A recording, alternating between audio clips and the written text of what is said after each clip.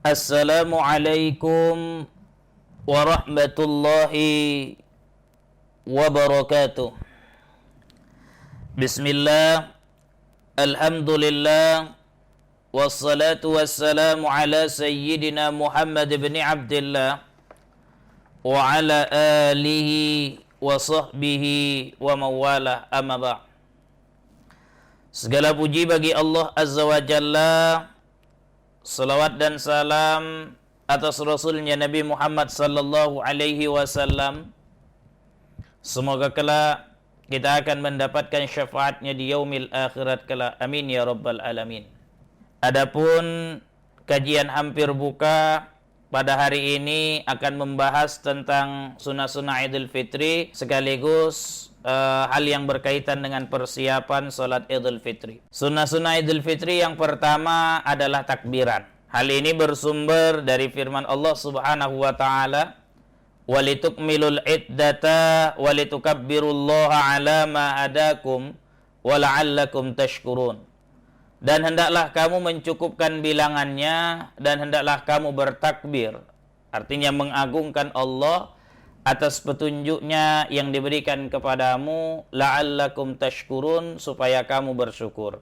Menurut Imam Ibnu Katsir, ayat inilah yang menjadi dalil atau sandaran para ulama fikih tentang kesunnahan takbiran ketika Ramadan berakhir. Hal ini juga diperkuat dengan hadis Rasulullah sallallahu alaihi wasallam, an Ummi Atiyah qalat kunna nu'maru an nakhruja yaumal 'idi hatta nukhrijal biqra min khizriha hatta nukhrijal uyyidha fayakunna khalfan nas fayukabbirna bitakbirihim wa yad'una bidu'aihim yarjuna barakata zalikal yaum wa tuhratahu.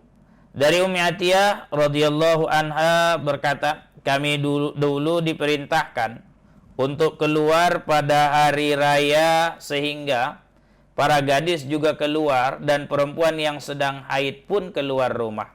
Mereka berada di belakang jamaah solat, mereka bertakbir sebagaimana jamaah lain bertakbir. Mereka berdoa dengan doa para jamaah. Mereka berharap keberkahan hari itu. Rawahu Bukhari, hadis riwayat Imam Bukhari.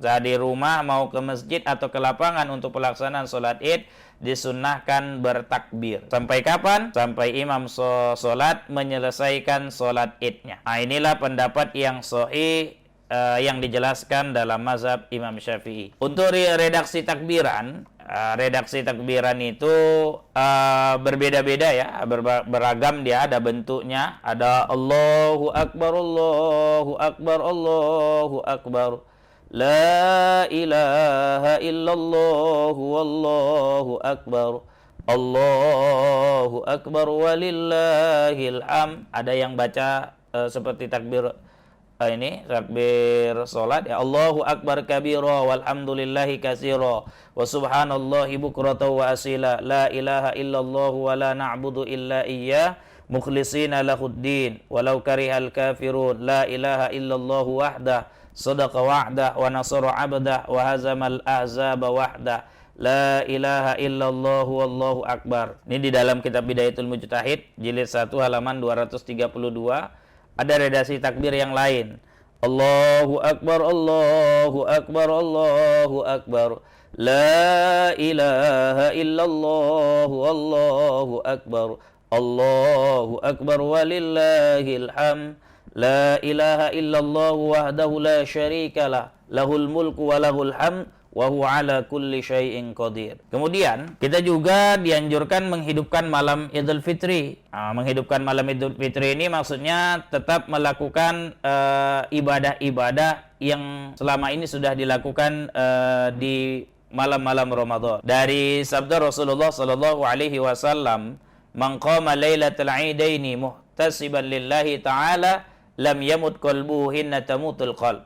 Siapa yang sholat pada malam 2 hari raya berharap ridha Allah, maka tidak akan mati hatinya pada saat hati-hati manusia lain mati. Bahkan Imam Syafi'i berkata, "Innad du'a yustajabu fi khamsi layalin fi lailatil jum'ati wa lailatil adha wa lailatil fitri wa wa awwali lailatin fi Rajab wa lailatin nisfi min Sya'ban. doa yang akan dikabulkan pada 5 malam. Ada doa pada 5 malam yang dikabulkan, kata Imam Syafi'i. Yang pertama pada malam Jumat, kemudian pada malam Idul Adha, kemudian pada malam Idul Fitri, awal malam bulan Rajab, dan pada malam nisfu Sya'ban. Selanjutnya sunnah yang kita lakukan adalah mandi dan memakai pakaian terbaik. Ini disunnahkan sebelum berangkat ke tempat sholat, baik itu ke masjid ataupun ke lapangan. Dalilnya adalah hadis Nabi SAW. Ani bin Abbas, dari Ibnu Abbas qala, dia berkata, karena Rasulullah sallallahu alaihi wasallam ightasilu yaumal fitri wa yaumal adha. Bahwa Rasulullah sallallahu alaihi wasallam mandi pada hari raya Idul Fitri dan Idul Adha. Dan juga disunnahkan buat kita untuk mengenakan pakaian terbaik pada hari itu. Kana lin Nabi sallallahu alaihi wasallam jubbatun yalbasuha fil 'aidaini wa yaumil jum'ah. Dari Jabir radhiyallahu anhu bahwa Nabi sallallahu alaihi wasallam memiliki jubah yang dikenakannya pada 2 hari raya dan hari raya Jumat. Kemudian Imam Syafi'i meriwayatkan sebuah hadis lainnya dengan mengatakan anna Nabi sallallahu alaihi wasallam kana yalbasu burda hibarata fi kulli 'aidin. Bahwa Nabi sallallahu alaihi wasallam pada setiap lebaran selalu memakai pakaian hibarah. Hibarah itu adalah salah satu model pakaian yang terkenal di Yaman pada waktu itu. Kemudian untuk Idul Fitri itu disunnahkan makan sebelum berangkat sholat. Kalau Idul Adha disuruh sunnahkan imsak, menahan diri dari makan dan minum sementara sampai selesai sholat Idul Adha, baru kemudian kita makan. Tapi kalau Idul Fitri lain, kita dianjurkan makan dulu sebelum berangkat. Nah, ini disunnahkan berdasarkan hadis Anas, dari Anas, karena Rasulullah sallallahu alaihi wasallam la yaghdu yaumal fitri hatta ya'kula thamarat. Rasulullah sallallahu alaihi wasallam, kata Anas bin Malik, tidak berangkat pada hari Idul Fitri hingga beliau makan beberapa kurma. Rawahu Bukhari. Hadis riwayat Imam Bukhari. Nah, kemudian disunnahkan juga pada saat kita selesai sholat Id, pergi dan pulang, rute perjalanan pergi dan pulang itu harus berbeda, tidak boleh sama gitu ya. Itu disunnahkan. Dasarnya adalah karena Nabi sallallahu alaihi wasallam idza kana yaumu Id khalafat tariq. Rasulullah sallallahu alaihi wasallam ketika hari lebaran mengambil jalan yang berbeda, pulang dan pergi. Rawahu Bukhari. Kenapa Rasulullah sallallahu alaihi wasallam melakukan cara seperti ini? Pergi dan pulangnya kenapa harus jalan berbeda? Ada penafsiran oleh para ulama. Saya pilih penafsirannya Imam An-Nawawi ya. Imam Nawawi ini di dalam kitab Al-Majmu'. Jadi Nabi memilih jalan pergi lebih panjang ketimbang jalan pulang karena perginya dinilai lebih utama. Jadi Rasul itu suka pergi yang dengan jalan yang agak jauh ketimbang jalan pulang. Yang kedua, Nabi memilih jalan yang berbeda karena kedua jalan itu Nabi SAW bersedekah. Di sepanjang jalan itu Nabi bersedekah. Yang ketiga, Nabi memilih jalan berbeda karena pada saat pergi Nabi sudah menghabiskan semua harta untuk disedekahkan, dan pulang mengambil jalan yang berbeda agar tidak ada lagi yang meminta-minta. Kemudian Nabi mengambil jalan yang berbeda untuk memberi penghormatan kepada penduduk yang tinggal di dua jalan itu. Nabi mengambil jalan yang berbeda juga, kata Imam Nawawi, agar kedua jalan itu memberikan kesaksian kepada Nabi SAW. Kita juga seperti itu, niatkan mengikut Rasul, perginya beda, pulangnya beda, supaya tanah yang kita jalani atau ya menjadi saksi bahwa kita melaksanakan sholat Id.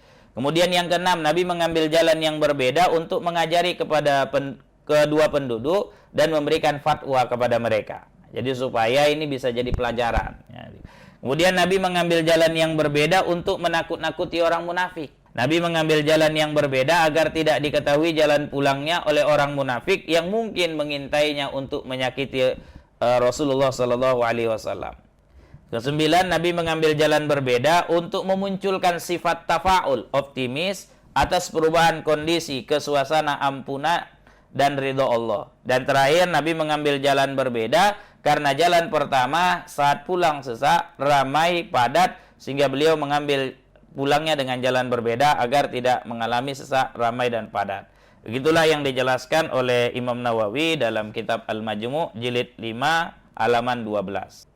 Inilah kajian kita hari ini tentang bicara sunnah-sunnah Idul Fitri. Mudah-mudahan apa yang dijelaskan pada hari ini memberikan manfaat dan menambah khazanah kita. Terima kasih atas segala perhatian. Mohon maaf atas segala kekurangan. Wabillahi taufiq wal hidayah wa ridhal inayah. Assalamualaikum warahmatullahi wabarakatuh.